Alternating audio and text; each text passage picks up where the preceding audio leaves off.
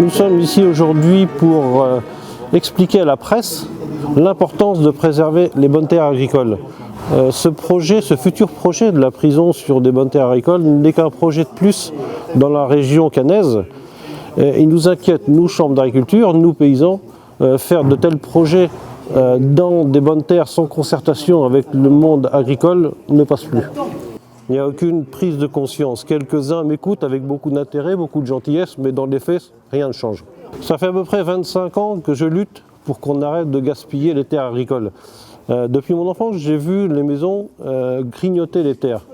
Au départ, c'était un peu par-ci, par-là. Aujourd'hui, on voit des pavés entiers fondre sous les lotissements. C'est 15-20 hectares par-ci, 30 par-là. C'est la superposition de tous ces projets qui nous inquiètent. On voit bien, tout le monde est concerné par ces problèmes de foncier, que ce soit sur la qualité de l'alimentation, que ce soit sur les emplois, que ce soit sur le développement intelligent. Tout le monde est là. Un peu de bon sens suffirait amplement. Moi, je suis représentant de la SAFER du Calvados, enfin président du comité technique du Calvados. Et donc, je suis venu pour soutenir le mouvement des agriculteurs aujourd'hui contre la consommation abusive des terres. Et nous sommes bien sûr solidaires, nous à la SAFER, de ces abus, on les constate.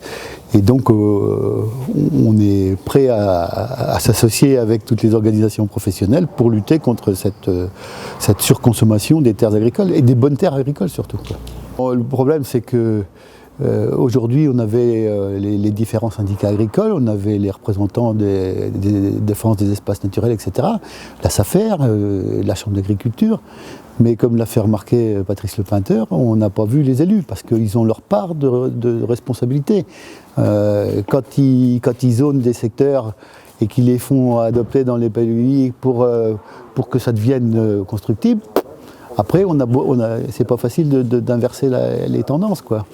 Et donc, c'est là qu'il faut être raisonnable et pas vouloir agrandir à tout prix, quoi. Et il y a une prise de conscience qui se fait petit à petit. On s'aperçoit que de plus en plus, on parle de consommer moins de terre, mais dans les faits, c'est quand même difficile de voir les effets, quoi, les bons effets. On l'espère. Personne n'est contre la prison, et je le dis souvent aux boutades, nous serons peut-être les premiers appelés à y aller, donc autant qu'elle soit confortable et bien placée. Le problème n'est pas là. Le problème de la prison, c'est qu'il a été fait sans qu'on nous démontre qu'on pouvait éviter de les faire à cet endroit. Il y avait d'autres endroits où on pouvait très bien les faire, je m'en suis exprimé. Je voudrais qu'on continue de piocher ces solutions. Je pense qu'on nous fait croire qu'on a une possibilité de discuter. On a créé la fameuse commission, la CDPNAF, qui normalement a vocation à valider ou pas les projets, mais on s'aperçoit qu'ils n'ont qu'une position souvent consultative et qu'en fait les projets se réalisent quand même. Et donc voilà, alors même si cette commission-là veille à ce qu'il y ait le moins de consommation, quand ça n'est que consultatif, on peut passer par-dessus, et donc on n'évite pas la consommation malgré tout. Évidemment, on peut se mettre à la place des maires qui ont envie de développer leur commune.